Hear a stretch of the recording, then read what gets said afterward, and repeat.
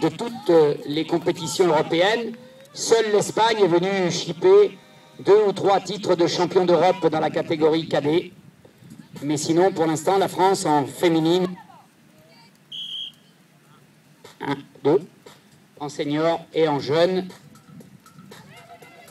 a le monopole de ces titres.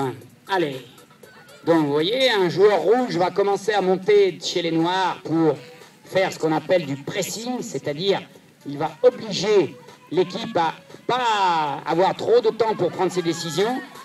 Ensuite, on lance le jeu chez l'adversaire. Elle s'est rendue compte, notre cavalière, qu'elle n'avait pas énormément de possibilités de faire bouger le ballon, alors elle a préféré rentrer. Donc vous voyez, le compte des 3 passes a été largement fait, mais bien sûr on peut en faire davantage. Voilà encore une de ces joueuses qui part un peu seule sous la pression de notre numéro 1 rouge avec une interception. Alors situation de ramassage, vous voyez, ils sont très à l'aise pour récupérer ces ballons, ces jeunes joueurs. Ça repart cette fois-ci pour les rouges. Alors on a compté un peu les passes, je crois qu'il en manque une. Ça a été fait. Et voilà, et le but sera donc accordé. Les 3 passes ayant été faites, premier but accordé pour les rouges. Alors si vous regardez bien derrière les arbres, il y a un ralenti, là-bas tout au fond, qui vous montre les actions. Mais c'est très loin là-bas derrière dans les arbres. Donc voilà, ouverture du score pour l'équipe en rouge. Alors, la spécificité du horseball aussi, c'est que quand on vient de subir l'assaut des adversaires, on n'est pas encore vraiment propriétaire du ballon. Parce qu'on est obligé, comme dans une touche de rugby, à réengager le ballon dans un couloir de 4 joueurs, 2 de chaque camp. Il y a tout un tas de règles que je ne vais pas vous embêter. Je vous les décrirai au fur et à mesure que les joueurs feront des fautes. Alors lui, il fait son pipi, on va le laisser faire, voilà. Alors, c'est donc les rouges qui ont récupéré le ballon d'engagement des noirs.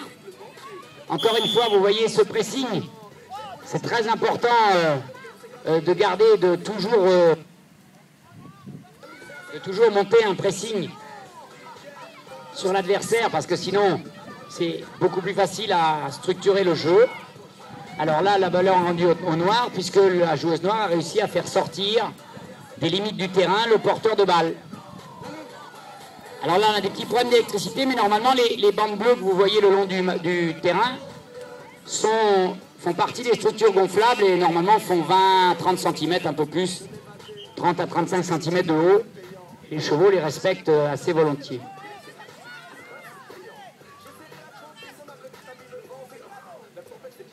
Alors, on a toujours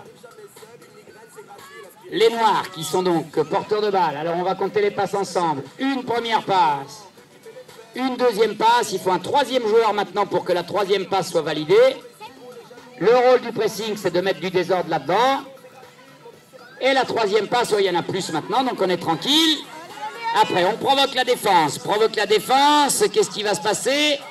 La défense, bien sûr, crée des trajectoires qui empêchent le porteur de balle de progresser vers le but. Il faut faire attention aux angles des trajectoires pour ne pas être supérieur à 45 degrés.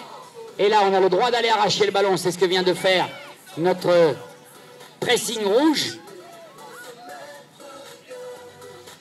Alors, on essaie de se reconstruire. Une maladresse ici. Alors là, vous voyez, regardez, la ligne de priorité.